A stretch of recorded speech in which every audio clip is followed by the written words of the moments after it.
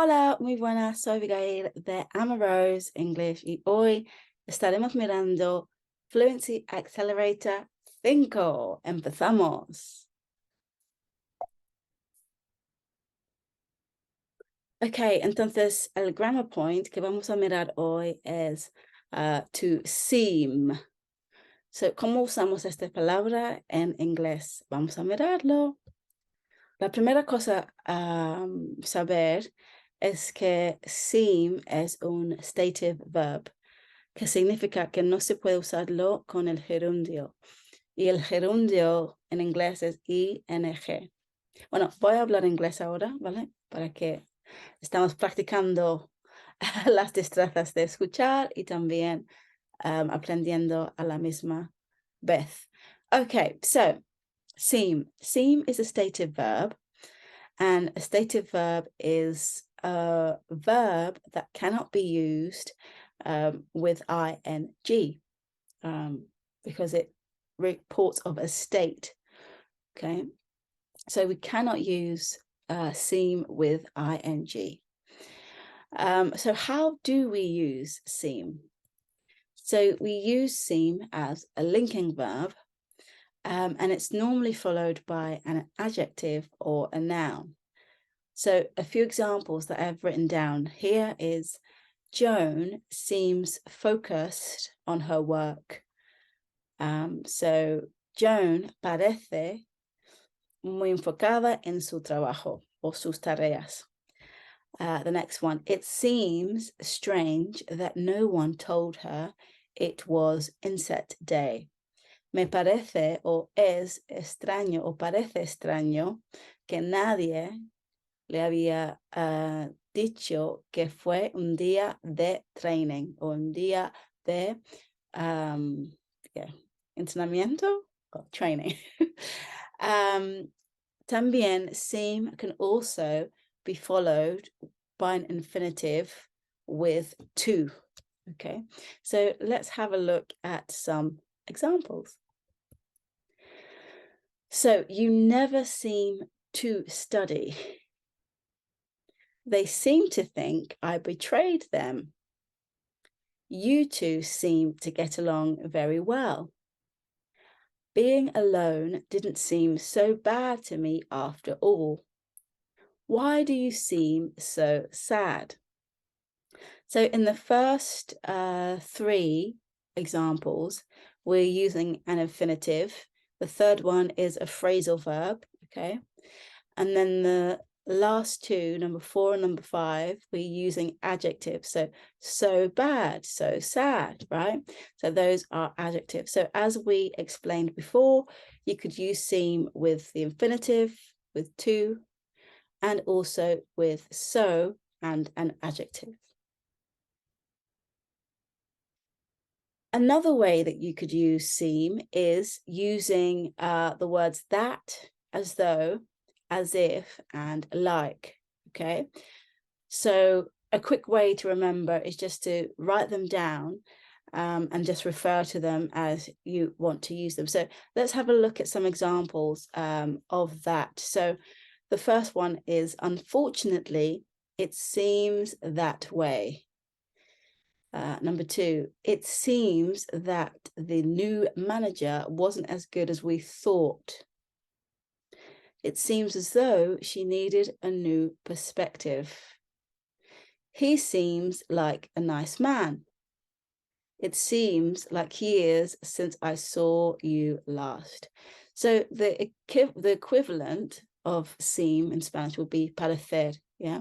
So desafortunadamente parece así. Yeah, unfortunately, it seems that way. Number 2, it seems that the new manager wasn't as good as we thought. So parece que el nuevo jefe no es tan bueno como pensábamos. Or number 3, parece que necesitaba una nueva perspectiva o perspectiva. And number 4, parece que es un buen hombre or parece un buen hombre, right? And the last one, it seems like years since I saw you last. So parece es como años, ¿no? Parece como muchos años que te vi, or hace mucho que te vi, okay? So those are using seem with that, as though, as if, and like. Okay, so let's go on to our next activity.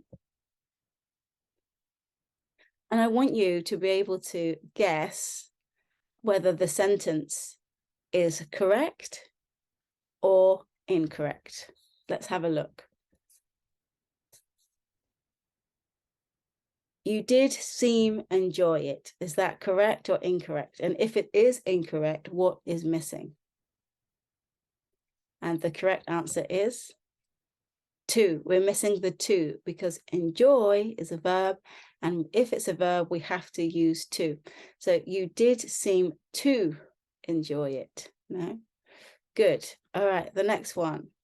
He certainly didn't seem to have much control over his team. He certainly didn't seem to have much control over his team. Is that sentence correct or incorrect? And it is correct. Well done. So let's go on to the next one. He didn't seem surprised to see his friend. He didn't seem surprised to see his friend. Is that correct or incorrect? And the answer is, it is correct. He didn't seem surprised to see his friend. Okay, the next one. The flowers did not seem to make her happy. The flowers did not seem to make her happy. Correct or is it incorrect? What would you say? And the answer is incorrect. It should be the flowers did not seem to make her happy. The flowers did not seem to make her happy. Why is that incorrect? Because we have did not already in the past, so we don't need to put the verb or the stative verb, in this case, seem, in the past, because we already have did not, which is indicating to us that it's already in the past. Okay, let's go on to our phrasal verbs. And today we are looking at 3 different phrasal verbs. The first phrasal verb that we're going to look at is to work wonders. And to work wonders means to have an amazing effect. So as we can see in the picture, we have this lady putting cream on her face. And then when a cream works very, very well, we say, wow, it works wonders, okay? So my new face cream has worked wonders. All my blemishes have disappeared overnight. Yeah. So my new face cream has worked wonders. All my blemishes have disappeared overnight. So that's the first one. Let's have a look at our second phrasal verb. To cheer somebody up. That should be. So to cheer somebody up, and that means to make someone happy. So I want to take my friend to the movies to cheer her up. She has been down since she lost her job. I want to take my friend to the movies to cheer her up. She has been down since she lost her job. Okay, what about the third and final phrasal verb of today's Fluency Accelerator? Is to give away. So that means to gift or donate something to charity normally, but it could be to a normal person, but it just means to give something away. So Maria gave away all her old clothes and shoes to charity. So Maria gave away all her old clothes and shoes to charity. Okay, so that is to give away. Now we are going to talk about expressions. And the expression we're going to look at today, we're going to look at 3 different expressions. And the first one is to beat around the bush. And it means to ir por las ramas in Spanish. And let's have let's have a look at how we can use this expression in a sentence or in sentences. So the first one is, you don't beat around the bush, do you, Amy? So it's like, oh, Amy, no tienes pelos en la lengua, no? So you don't beat around the bush, do you, Amy? Okay, that's the first one. The second one is, why waste time beating around the bush? No, ¿por qué malgastar tiempo yendo por las ramas? And the last one is, in life, you need to be direct. There's no point beating around the bush. So en la vida hay que ser directo. No hay sentido o no tiene sentido ir por las ramas. Okay, so that is our first expression, to beat around the bush. Okay, let's go on to the second one. A ballpark figure. And a ballpark figure means un número aproximado, yeah, un estimado, an estimate of an amount, okay? So in a sentence, it would be something like this. If possible, please provide me with a ballpark figure so I know how much to budget for this project. So if possible, please provide me with a ballpark figure so I know how much to budget for this project. So as a sentence, it would be, if possible, please provide me with a ballpark figure so I know how much to budget for this project. So, si es posible, por favor, dame un número estimado o aproximado para que sepa cuánto es el presupuesto por ese proyecto. ¿Vale? Uf, a very long-winded sentence. And the second example for this expression is, we reckon £10,000 should be enough, although it's just a ballpark figure. So creemos o pensamos o estimamos que 10,000 libras sería suficiente, aunque solo es un número aproximado o estimado. ¿Vale? So that is how we would use the expression ballpark figure. Now, the third one is to stick out like a sore thumb. Llama la atención. ¿Por qué? Porque es diferente, right? So to stick out like a sore thumb, and in a sentence, it would sound something like this. They would stick out like a sore thumb if they went to the opera.